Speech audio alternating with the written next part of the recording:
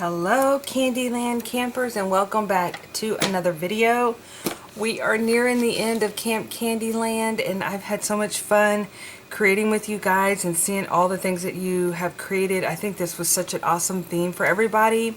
It was so fun and whimsical and colorful and playful, and I'm so glad you guys are sticking with it and doing all the pages and doing all the prompts. It's been really fun, and I hope that you've learned too to play around with certain elements and crafty supplies and just have fun. So today's prompt is, let's see here, and my book is so chunky, but today's prompt is write about one of your favorite candy memories. So in the process of creating this camp, I actually came across a picture which I thought was so interesting that I would come across this picture.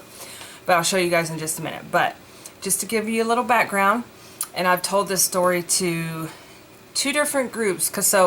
I had the CandyLand in-person group in Lindale, and then I also had, I taught a class at Caitlin's Cropped a couple weeks ago, and I told the story also. We created a little journal, which I plan on doing that as well. I just gotta I'm getting there. Life is starting to slow down a little bit. I'm starting to feel like okay, here we go. Let's do this. And then we have fall, you guys. I'm getting so excited for fall. But anyway, sorry, let's go back to Camp CandyLand. So, one of my very big inspirations in my life is my grandfather. And I've mentioned him before. He's my dad's dad. And I think we were really fortunate enough to grow up with my grandparents across the street. So we were very close as a family. Every big holiday like Christmas and all those holidays like that, we would get together, and plus we saw each other all the time because we lived across the street. So my aunt, who has passed away, but she's also a person of love stories. She did a lot of our genealogy, and she had my grandfather tell story. He's a storyteller. I mean, my dad's a storyteller. I feel like I'm a storyteller. It just comes a long line of storytelling. My sister's a storyteller, so we all have the gift of wanting to tell stories, right? So, and I love to sit and listen to people's stories. I just find them amazing. You just never know the different walks of life that everybody has been through. So my grandfather wrote these books. They call them The Way It Used to Was. And so, yes, we are from, it says Digging Up Bones, Memories of a Friend, Miscellaneous Short Stories.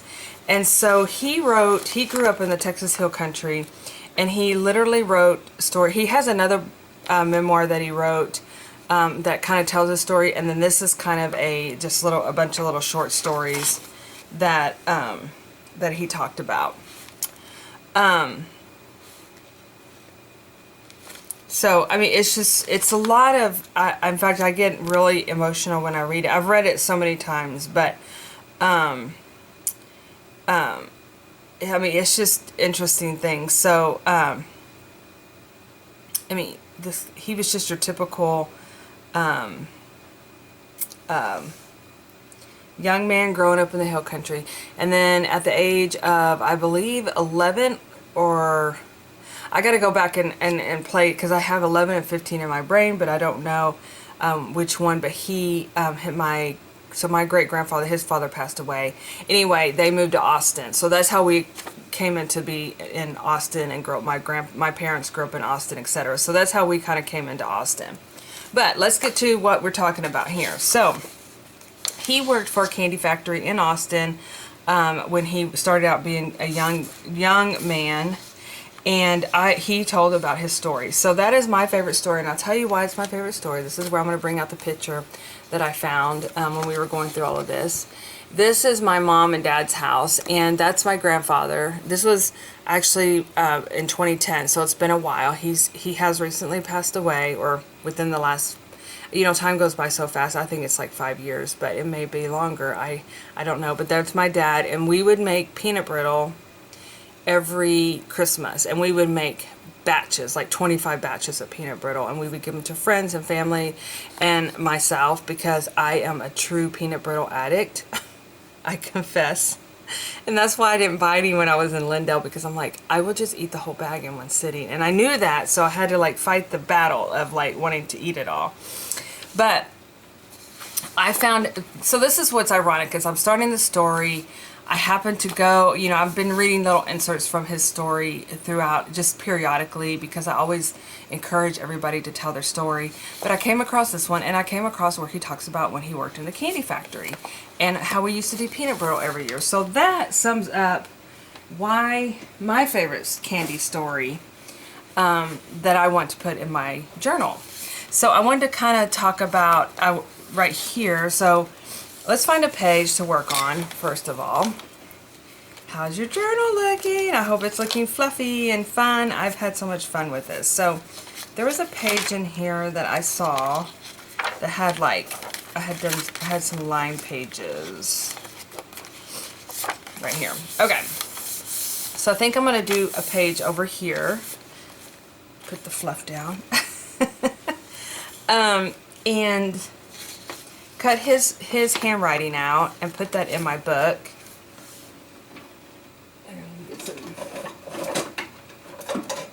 Scissors. So this is how the story begins. Let me cut this right here. I put this on sticker paper so I could easily just peel and stick in the book. It says, one day I was sitting around a little mom and pop grocery store with a bunch of other boys. Funny story, there's another part in here that him and a bunch of boys would fight each other, you know, and behind the mom and pop store. I mean, could you imagine? That sounds terrible, doesn't it? But I always found that funny. A man drove up and asked if anyone wanted to work. No one wanted to work, so I told him I would work a while. I went to work for him in a candy factory. I worked there 21 years and became head candy maker. I started to work for 27 cents an hour. 21 years later, I got paid 90 cents per 100 pounds of candy I made. After 21 years, I could produce 1,400 pounds in an 8-hour day. In the hot summertime, candy sales were very slow, and I could not make enough money. And that's when he went on to talk about how he was an apprentice to be a carpenter, and that's how I remember him, is being a carpenter. So another interesting story is whenever he was, so I want to say that he was probably like maybe 13. I don't know. I'll have to like find that page, but his sister, which he mentions in there. So basically, my family came from like they were kind of like two different generations. So when he was born, my great aunt, which was a big part of my life, was already in her 20s, or like, you know, 19, 20 years old. So then he was born, so they had like a second set of kids, you know, so they had them, and then they had a baby and a young child pass away, and then they had my grandpa and my aunt. So my aunt, which was a little bit younger than him, went to school, and they would help wrap candy during the holidays. So that's how he met my grandmother. Was my aunt she would wrap candy and brought her to the candy factory, and then the rest is history. So that is my favorite story. I love the story. I think it's perfect for this. And so I really wanted to put his handwriting in here because I think it's so special. And then I wanted to put his picture here. So the question is getting it all to fit on this page, because I kind of want to write my story here. Let's see here. We might have to do some adjusting here.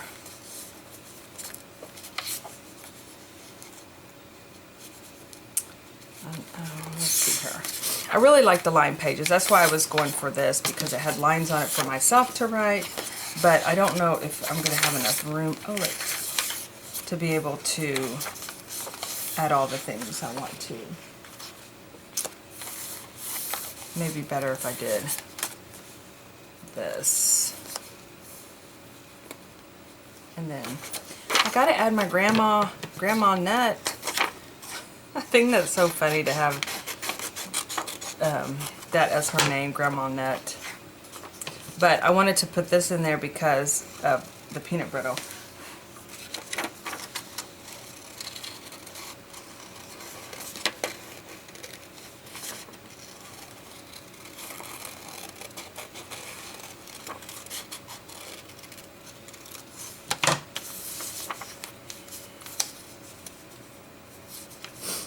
And then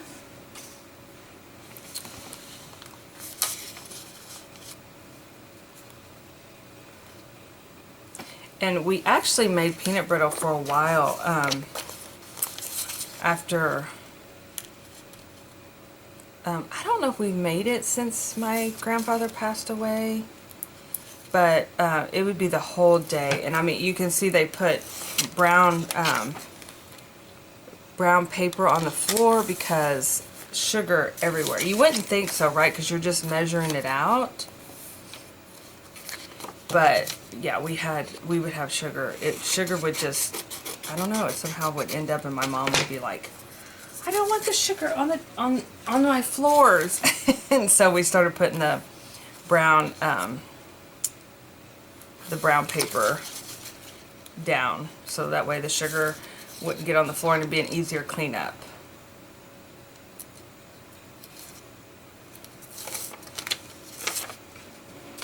So tomorrow the prompt is to make King Castle's castle. And I have an idea in my head, but I don't have it quite figured out. So again, it's going to be one of those come along and play with me. I don't know what I'm quite doing, but we're going to have fun doing it. I've been using these bags. I have been using stuff that I got throughout this whole journal that I've received with swaps and stuff, and so it's been really fun to get to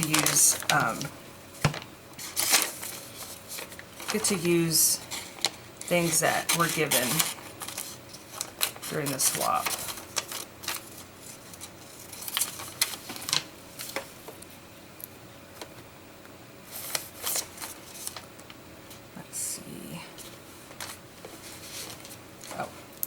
This glue I got it I don't know where I got it. I found it in, I was going through my fall items and I came across this glue stick and I was like, brand new glue stick, I need to use up my stuff.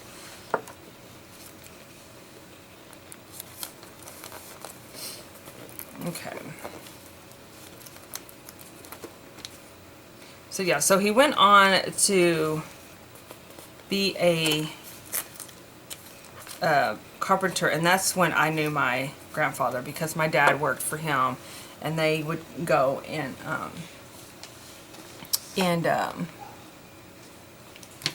work. They would go, and that's what they did whenever we were growing up, was build houses, lots of roofs. We would go out and during the summer, that would be a way that we could make a little bit of extra money. We would go work maybe 1 or 2 roofing jobs. And what we did, even though I do remember, we would pick up the trash and stuff around the, you know, like they would pull, usually it was like shingles, and they would pull the shingles off, and then we would go around. And my dad was meticulous. I mean, he still is very meticulous. That, you know, it was very important, and I totally get it, because we had our roof replaced and it was a hot mess, but he wanted us to clean up everything, like, I mean, every little teeny tiny, which is the proper way to do things. And so that was our job. And then we I'll put some of this over here to tie these in together. And then, I mean, we were always so excited because we got to make money. And normally we would like work, and then we would go on like a vacation, a trip. I remember one year we went to Arizona, and it was so much fun to have your own spending money, you know.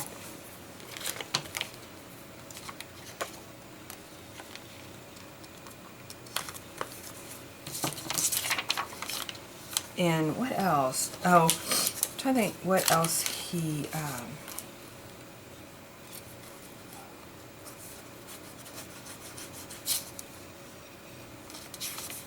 but his whole book talks about how he used to do like telegraphs. I mean, he had a lot of odd jobs, but you know, he was helping his mom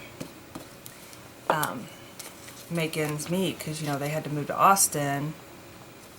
And I think she did laundry. Yeah, because there's a story about laundry in there, and one of our presidents at the time was a senator, LBJ, and his mother and my great-grandmother were friends because they were both from Johnson City. And one time her wash machine parts went out. That story's in that book too. And she called her friend, which was Lyndon Baines' mom, and was telling her, you know, I don't know what I'm going to do because that's how we make our living, and, you know, this, that. Well, the next day, and this was during the Depression where you couldn't get stuff, you know, it was, but the next day, he had the machine part on the Greyhound bus to my grandmother, and I just love that story. Okay, so we are going to write really quick here. And you know how I get nervous about writing when I'm on film, because I always feel like I misspell and I don't make sense, and it kind of takes a little bit longer. But let me go ahead and do this. I'm going to put making